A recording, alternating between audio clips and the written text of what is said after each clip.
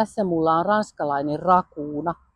Tämä on semmoinen ranskalaisen keittiön perusyrtti, joka sopii munaruokiin, oikeastaan vähän kaikenlaisiin maitopohjaisiinkin ruokiin, mutta käytetään myös kalan kanssa.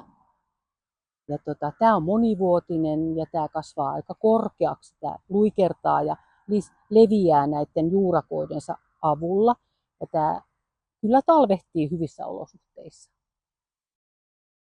Ja mutta tätä kannattaa lisätä ihan näistä pikkutaimista, koska tämän siemenestä lisääminen on vähän hankalampaa. Ja sitten tämä taimi kannattaa uusia noin 4 vuoden välein, koska tämä maku alkaa hiipua ja kärsiä. Et se kannattaa uudistaa.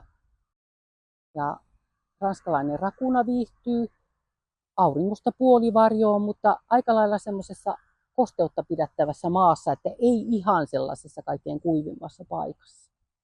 Insien taimilla onnistuu.